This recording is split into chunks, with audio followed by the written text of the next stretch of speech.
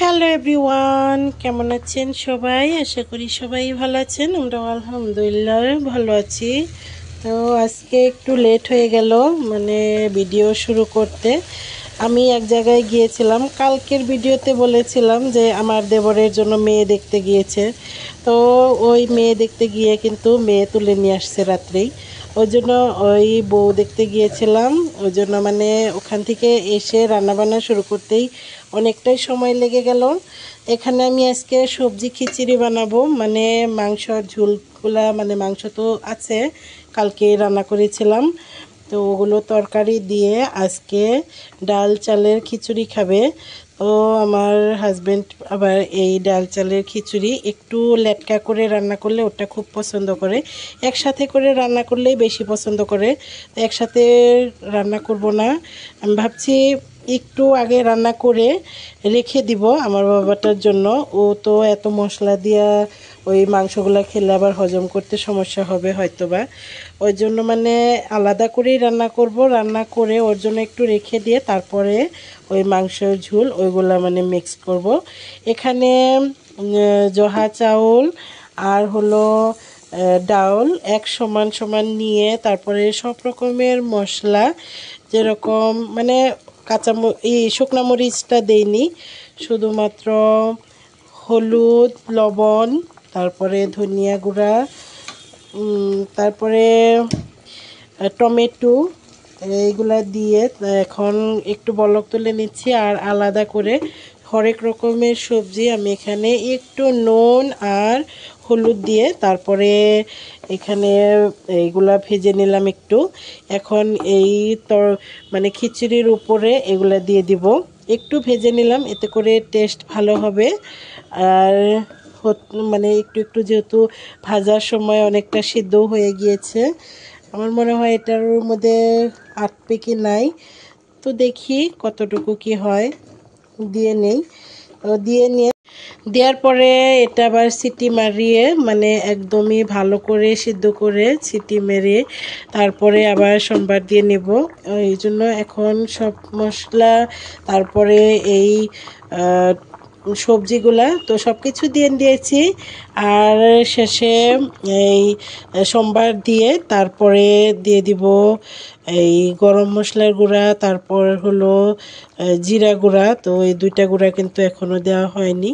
তো সব কিছু দিয়ে এখন একটু ঢাকনা দিয়ে ঢেকে দিই, ওইগুলা একটু পরে করব সোমবার দেওয়াটা, এটা আগে হয়ে যাক। কড়াই গরম হয়ে গিয়েছে, দিয়ে দিব তেল, ওইগুলো সোমবার দেওয়ার জন্য একটু বেশি করে তেল দিলাম। আর এদিক থেকে খিচুড়ির যা যা দেওয়ার সবজি দেওয়ার যেগুলো দিয়ে ঢেকে দিলাম, ওগুলো একটু ঘেটে নিয়েছি যাতে করে সবজিগুলা সফট হয়ে মিলে যায়। তো এগুলা আস্ত থাকার চেয়ে একটু গলে গেলে কিন্তু খেতে বেশি ভালো লাগবে। এই তো এখন আঠালো আঠালো হয়েছে। এখন আমি এই তেল দিয়েছি, সোমবার দেব ওই খিচুড়ি। এখন দুইটা শুকনো মরিচ দিয়ে দেই, দিয়ে দিব জিরা, জিরা দিয়ে দিলাম। এর মধ্যে দিয়ে দেব কিছু এই কালি জিরা, তো এটা কিন্তু মুখে পড়লে ভালো লাগবে। এখন দিয়ে দেব পেঁয়াজ,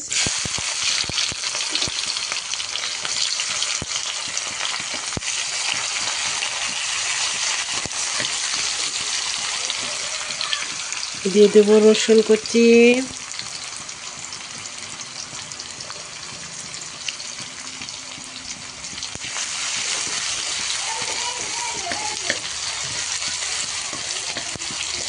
এগুলো ভালো করে ভাজা হয়ে যাক, গোল্ডেন ব্রাউন হয়ে তারপরে খিচুড়ি দিয়ে দেব, আগে ভাজা হয়ে যায়। এখন এগুলা কিন্তু একদমই ব্রাউন হয়ে গিয়েছে, লাল লাল করে ভাজা হয়ে গিয়েছে। একটু দিয়ে দিলাম মরিচের গুঁড়া। তো এটা যেহেতু খিচুড়ির মধ্যেও কিন্তু মরিচের গুঁড়া দিই নাই, এখন একটু মরিচের গুঁড়া দিয়ে দিলাম। আর এখন দিয়ে দিব এই খিচুড়িগুলা।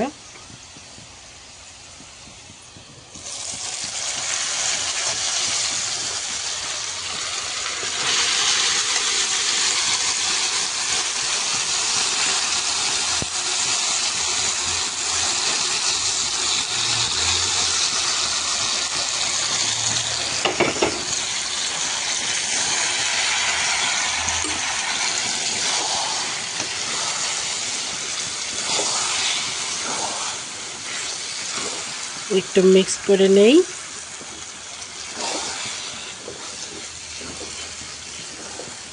এই সবজি খিচুড়িটা আমার কাছেও ভালো লাগে। তো আমার কাছে এই সবজি খিচুড়ি মানে এমনিতেই ভালো লাগে। আবার আমার হাজবেন্ড ও আবার মাংস ছাড়া খায় না, মানে গরুর মাংস লাগে। এই দেখুন খুবই কিন্তু টেস্টি হয়। তো সব কিছু গলে গিয়েছে, এখানে ভেজিটেবলস আছে, তারপরে ডাল চাউল, তো সব কিছু দেয়া। এখন আমি মাংসের ঝোল দিয়ে দিব। কালকে রান্না করে রেখে দেওয়া এই মাংসের ঝোল এখন এটার মধ্যে দিয়ে দিব। মাংস আছে প্লাস মাংসের ঝোল।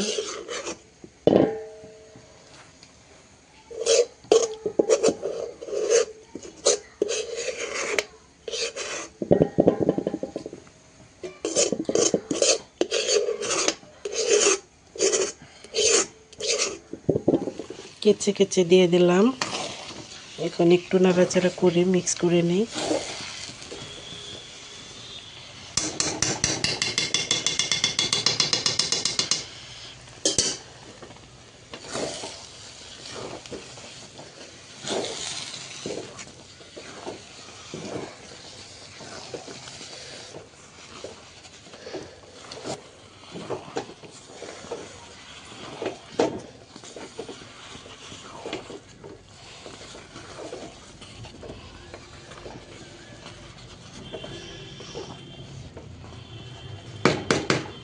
এই তো হয়ে গিয়েছে মাংসর খিচুড়ি। তো আমার হাজবেন্ডের কিন্তু এটা অনেক বেশি ফেভারিট। ও বিশেষ করে যখন বৃষ্টির দিন থাকে না, মানে বর্ষার কাল, তো বাইরে বৃষ্টি পড়বে, ও সকাল সকালে এগুলো খাবে। ও শুয়ে শুয়ে বলবে যে আমার জন্য ওই খিচুড়িটা বানাও যেটা তুমি আমার জন্য মানে স্পেশালি বানাও। তো আমি এটা বানিয়ে দেই, ওর খেতে ভালো লাগে। ও মুখ দিয়ে যেটা বলে আমার ওটা করে দেওয়ার জন্য মানে আমি অনেকটাই আগ্রহ নিয়েই থাকি যে ও মুখ দিয়ে কিছু বলবে আর আমি ওটা বানিয়ে দেব। তো এটাও আমার কাছে কিন্তু মাঝে মধ্যেই আবদার করে। আজকেও আবদার করেছে যে এই খিচুড়িটা খাবে, ওই জন্য বানালাম। আপনারা চাইলেও এভাবে বানিয়ে নিতে পারেন, খেতে কিন্তু অনেক বেশি টেস্টি হয়। তো ওই জন্য বানালাম। আমার বাবাটার জন্য এইটা নিরামিষ খিচুড়ি, মানে মাংস ছাড়া। এটা রেখে দিয়েছি সোমবার দেওয়ার আগে। ওটার মধ্যে তো অনেক তেল মশলা অনেক কিছুই গেল, তো ওর জন্য সাদা মাটা। এটা এখন আমি ওকে খাওয়ানোর ট্রাই করব। এর মধ্যে গরম মশলা আর জিরার গুঁড়া দিয়ে দিলাম। এখন কিন্তু চুলাটাও বন্ধ করে দিলাম। তো এখন এগুলা সব কিছুর সাথে মিক্সড করে নিলাম। এটার কিন্তু খুবই ভালো একটা ফ্লেভার আসবে শেষে অ্যাড করার জন্য।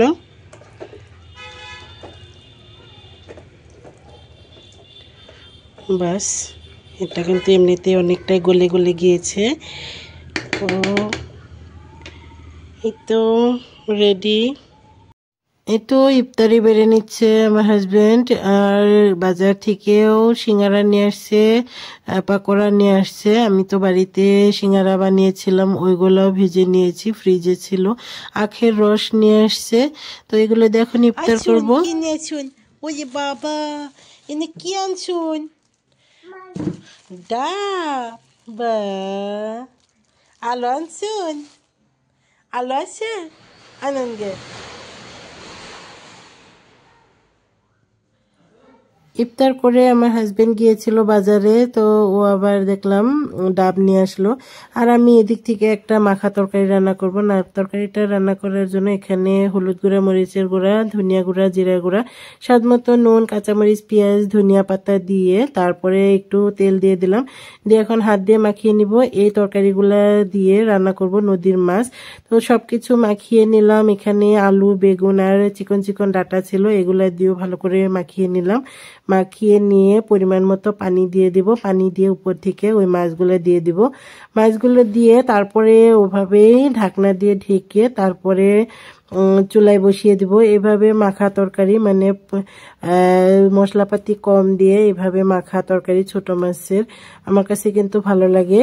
তো আমি ছোট এই নদীর মাছগুলো আনলে মানে দুই উক্ত যদি খাওয়া হয় তার এক উক্ত আমি এভাবে মাখিয়ে রান্না করার ট্রাই করি, আমার কাছে ভালো লাগে।